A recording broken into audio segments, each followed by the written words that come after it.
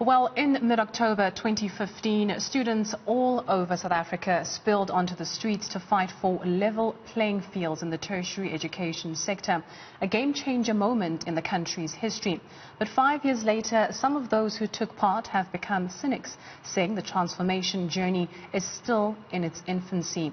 The fallist movement, characterized by #roads must fall, #outsourcing must fall, #sexual harassment must fall, and #fees must fall, set the stage for much deeper conversations around inequality in the country.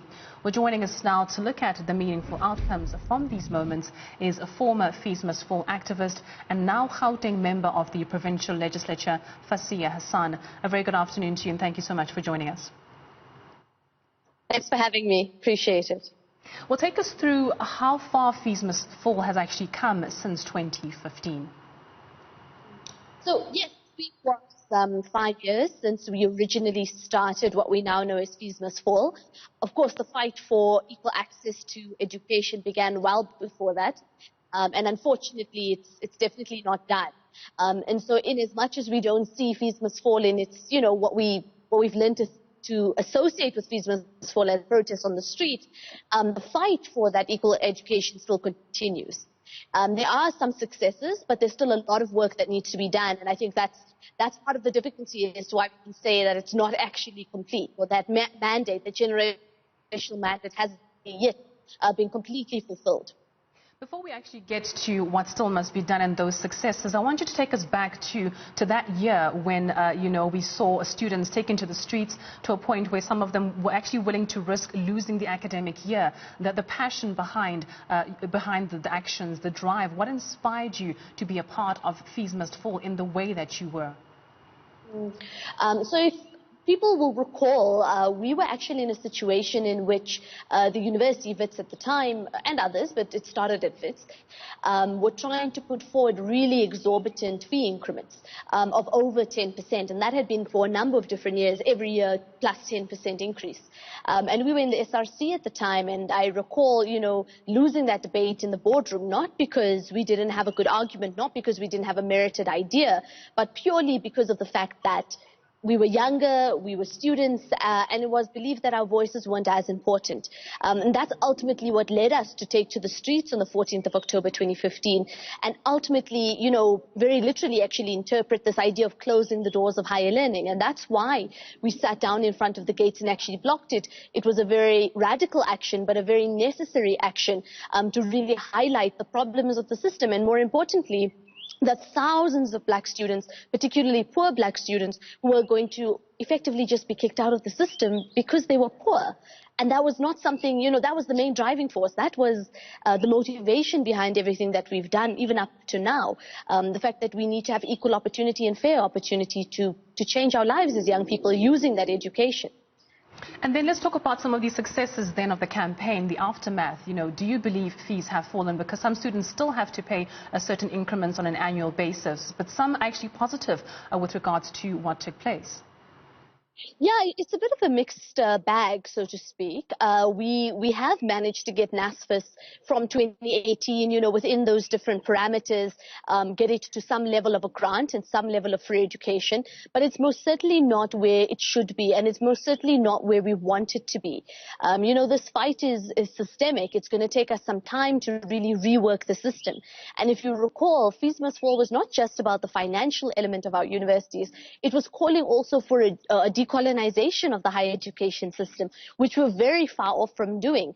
We've decolonized some of the curriculum, but the system, the one that still seeks to exclude people, whether it be on accommodation levels or academic levels, is still very much intact and still very much in place. So yes and no is unfortunately or fortunately the answer. Now, there is a narrative around the movement being hijacked by perhaps political forces or political influences. Would you agree with that? I think we had a very genuine objective and a very genuine movement. And unfortunately, there were forces that sought to take advantage of it. They saw thousands of young people gathered and mobilized towards a particular cause. And there were definitely elements that said, well, here's an opportunity for us to push our own agenda. And unfortunately, that was part of part of the Fees Must Fall narrative for a while. I think we must be honest about that. But that doesn't take away from the fact that we still have a very genuine cause and a very genuine objective that we're still trying to achieve as young people in South Africa. Just to take you back, there was a time when Adam Habib, who of course was leading WITS at the time as the Vice-Chancellor, felt that he agreed with parts of your argument as students in the sense that he wanted education to be affordable and accessible to all the students, but he also was coming from the angle where he believed that to maintain the certain level of quality of education, it was necessary for universities to increment their fees on an annual basis. And also he felt that the political parties or student bodies of the political parties were trying to sort of infiltrate the SRC. So on the first argument, I don't think it's fair to say that when we open up access to something, automatically the quality goes down. It's a very problematic classist argument that when somebody, particularly poor people, have access to something, that automatically the quality goes down.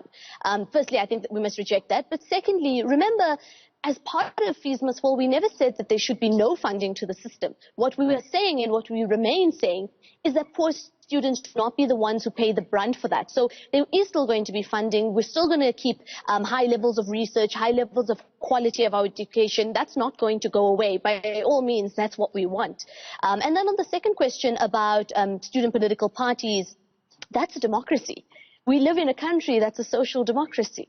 Having young people and students contest an SRC election is actually what we should be looking at and what we should want. We should want young people who are actively involved on campus. We should want young people who are involved in our society. So I don't see anything negative with young people wanting to be an active part of society in that sense. In fact, part of the problem is that so many young people are despondent with the system that they've completely disengaged. And that's, for me, far worse than young people who are choosing to contest the space, whether that be through a formal political party or whether that just be a group of students who care about a particular issue. So obviously, I think we're always going to have some to put it in context and perspective, the bigger picture. Well, just thinking back to how you mentioned that the fight isn't quite over, and given the effects of the COVID-19 pandemic locking most people in their houses, how would you say that the Fees Must Fall movement has been able to pivot or adapt to the new normal? How are you still able to sort of demonstrate, but not physically necessarily, on the grounds of the school campuses? Look, I think COVID-19 has really shown us just how inaccessible higher education can be. In as much as we sort of tried to open up physical access to the university, the moment everything went online, we saw hundreds of thousands of poor students not have access to data, forget even access to data, didn't even have access to electricity or access to a laptop or access to a computer in which they could actually do their work. So in many ways, it sort of reinforced what we've been saying. And I don't think that we've come to a good enough conclusion for anyone, let alone poor students. I know that we are working as the South African Union of Students, the national SRC body, with different stakeholders in higher education to try and prepare ourselves better for the next coming months. But I don't think by any means that enough has been done, and I think it's really just shown us how many people have been left on the outside. And just before I hand back, we need to actually look at dropout rates for this 2020, both at basic education and higher education level. And I think that's really going to be telling about how many people have been left or how many people have fallen through the cracks. And just lastly, will you continue then to use your position in Parliament, or Provincial Legislature rather, to support the students, to support this movement until all of the objectives that were meant to be achieved by this movement, Fees Must Fall, are accomplished? 100%. I think that's exactly why we contested and entered into these spaces, that we don't want to just transform one or two universities. We want to transform the entire system, or change the entire system, and also move beyond just higher education. Remember what I said about people not having access to electricity, let alone data. That's not something that can sit well with us. We need to change the entirety of South African society so that everyone has more opportunity and everybody has more access. And that's definitely, I think, a lifelong process, and something that we're going to continue fighting for. Thank you so much for your time and joining us here this afternoon on Newzroom Afrika. That was Fasiha Hassan, who is a former Fees Must Fall activist and is the current Gauteng Member of Provincial Legislature.